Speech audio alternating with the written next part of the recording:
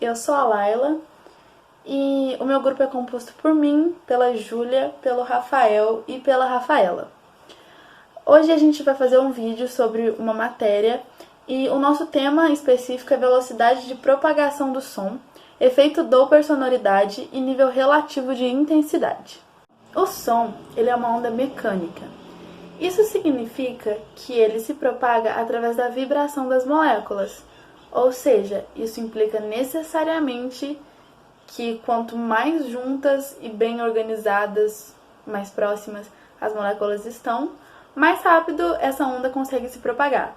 Ou seja, num sólido, o som vai se propagar muito mais rápido, porque as moléculas estão mais próximas, mais juntas, mais bem organizadas. Agora, num meio gasoso, onde as moléculas ficam afastadas umas das outras, acaba que isso não acontece. Então, a onda mecânica tem uma dificuldade maior de se propagar nesse caso.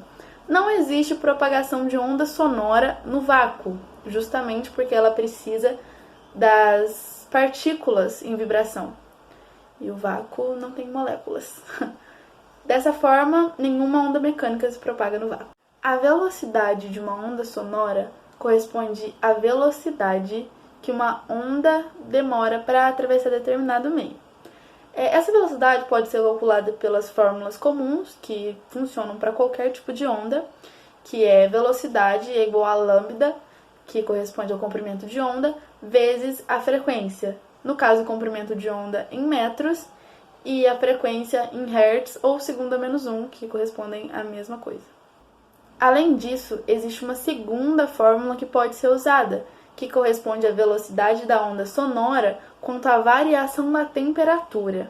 Essa equação é a seguinte: a velocidade do som é igual a 331,45 vezes raiz de T, que é a temperatura final, sobre T0, que é a temperatura inicial. Nesse caso, todas as unidades de temperatura devem estar em Kelvin. Agora vai ser apresentada uma tabela que apresenta a velocidade do som em alguns meios sólidos diferentes, e aqui você pode acompanhar. No alumínio, a velocidade do som em metros por segundo é 6.420. O ferro é 5.960 metros por segundo.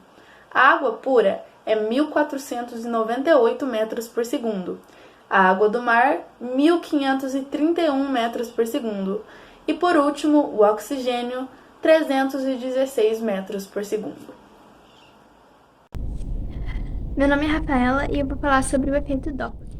O efeito Doppler é um efeito sonoro caracterizado por uma mudança de frequência sonora percebida por um observador em relação a uma fonte emissora.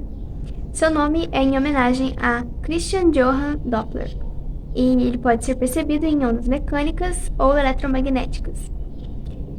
Sempre que há um movimento entre a fonte de som e o observador, haverá uma mudança de frequência percebida por esse observador. Por isso, é importante observar se houve a aproximação ou o afastamento entre a fonte e o observador, ou seja, o comprimento da onda e a frequência emitida. Foi criada uma fórmula para calcular essa frequência a partir de um experimento com notas musicais e observadores que anotavam a frequência de acordo com seus movimentos pela sala. A fórmula é a seguinte: F' é igual a F0 vezes V mais V0 dividido por V menos V final, onde F é a frequência observada em Hz, F0 a frequência emitida em Hz, V representa a velocidade da onda propagada no meio em metros por segundo e V0 a velocidade do observador. VF se refere à velocidade da fonte que emite as ondas. Fazendo uso da fórmula, então, nós vemos que quando a fonte e o observador estão próximos um do outro, a frequência percebida será maior que a frequência emitida. Agora, quando ocorre um afastamento entre a fonte e o observador, a frequência observada, percebida, será menor do que a frequência emitida. No caso das ondas eletromagnéticas, o que acontece é uma mudança de cor. Então, quando a fonte e o observador se afastam ou se aproximam, ocorre uma variação na cor de acordo com a velocidade da onda eletromagnética. As aplicações desse efeito podem ser observadas na medicina e até mesmo na astronomia. O mais comum de vermos são seu uso em radares para medir velocidade nas estradas. Meu nome é Rafael e eu vou falar um pouco sobre os níveis de audição sonoros. O som que ouvimos são ondas sonoras produzidas por vibrações de partículas do meio. E para que conseguirmos classificar o som como forte ou fraco, precisamos relacionar esse nível de intensidade sonora à medida watts por metro quadrado. A menor intensidade sonora audível ou limiar da audibilidade, ou seja, próximo de ser audível, possui intensidade de limiar de audibilidade igual a 10 elevado a menos 12 watts por metro quadrado. A relação entre a intensidade sonora, que permite calcular o nível sonoro, é dado por decibéis. O aparelho usado para captar e medir os decibéis de um ambiente se chama decibelímetro e também pode ser usado da seguinte forma: nível sonoro igual a 10 log de intensidade de som considerada sobre limiar de audibilidade.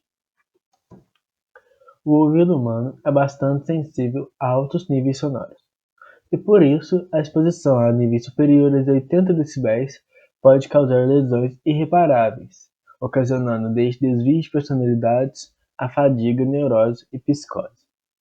A tabela mostrada agora determina o tempo máximo que uma pessoa normal pode ficar exposta a esses altos níveis sem que haja dano permanente.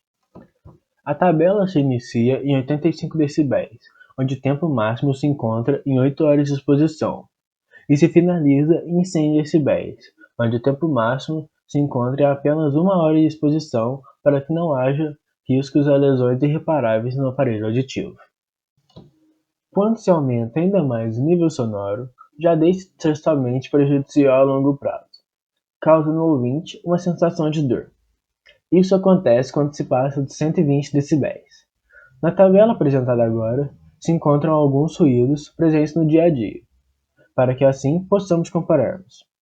A tabela começa com um relógio de parede, onde se encontra em 10 decibéis, e acaba com um avião a jato aterrissando, onde já seria bem doloroso, já que se encontra em 140 decibéis. Oi, meu nome é Júlia e agora a gente vai fazer uns exercícios relacionados aos tópicos que a gente aprendeu nessa aula.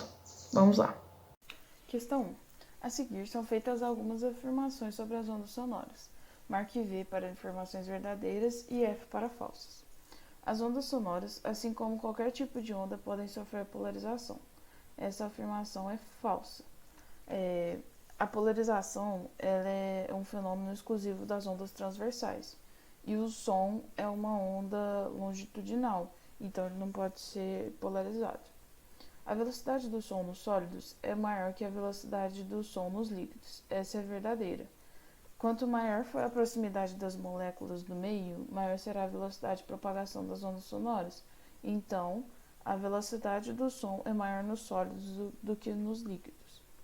A velocidade máxima possível para o som no ar é de 340 metros por segundo. Essa afirmação é falsa. A temperatura do ar ela influencia diretamente na velocidade de propagação das ondas sonoras. Então, quanto maior for a temperatura, maior será a velocidade de propagação. Quanto maior a temperatura do gás, maior será a velocidade de propagação das ondas sonoras nele. Essa é verdadeira. Como eu disse antes, o ar influencia diretamente na velocidade de propagação das ondas sonoras. Concluindo, então, a gente chega na resposta E. Questão 2. Um observador ouve o apito de um trem se aproximando e depois se afastando conforme figuras 1 e 2. Sabendo que o apito do trem soa com frequência natural contínua, a frequência do apito ouvida pelo observador, letra A, aumenta na aproximação e permanece constante no afastamento do trem. Letra B, aumenta tanto na aproximação quanto no afastamento do trem. Letra C, é constante tanto na aproximação quanto no afastamento do trem. Letra D, aumenta na aproximação e diminui no afastamento do trem. Letra E, diminui na aproximação e aumenta no afastamento do trem. Nessa questão, a alternativa correta é a letra D, porque No efeito Doppler, a aproximação entre a fonte e o observador sempre fará com que o observador perceba as ondas de maior frequência. Já no afastamento, o observador vai perceber as frequências de menores valores do que a frequência realmente emitida. Então, a frequência do apito vai aumentar na aproximação e diminuir no afastamento do trem. Questão 3. Um carro trafega a 20 metros por segundo em uma estrada reta. O carro se aproxima de uma pessoa parada no acostamento querendo atravessar a estrada. O motorista do carro, para alertá-la, toca a buzina, cujo som por ele ouvido tem 640 Hz. A frequência do som da buzina percebida pela pessoa parada é aproximadamente a velocidade do som é igual a 340 metros por segundo e não a vento. Bom, esse aqui é um caso do efeito Doppler, que a gente tem que descobrir que ele dá a velocidade do emissor, da fonte emissora, que é de 20 metros por segundo. Ele dá também a frequência real da buzina, que é 640 Hz. E a velocidade do som no vento, que é no ar, que é de 340 metros por segundo. E ele quer que a gente descubra a frequência aparente, que é a frequência percebida pelo observador. Pela equação, a gente sabe que a frequência aparente é igual à frequência real multiplicada pela velocidade do som menos a velocidade do observador, dividido pela velocidade do som menos a velocidade da fonte. Aqui a gente percebe que o exercício fala para nós que a pessoa está parada. Então, quer dizer que a velocidade é igual a zero.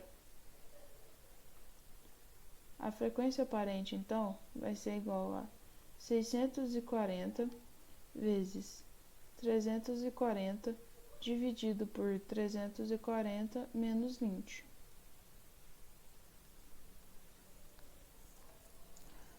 A frequência aparente vai ficar igual a 640 vezes 340 sobre 320.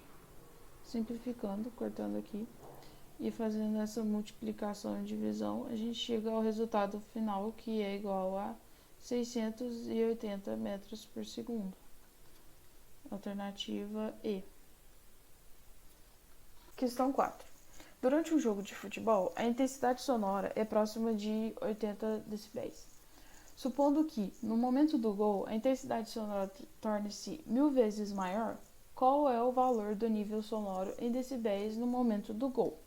Bom, ele fala que ele tem uma intensidade I, e aí na hora do gol essa intensidade I ela vira 1000 vezes maior. Então quer dizer que são 1000 vezes I.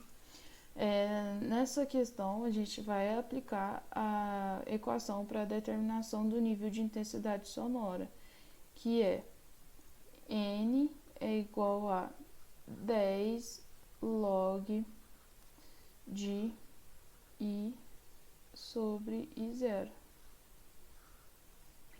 A gente tem a situação antes e depois do gol. Antes do gol,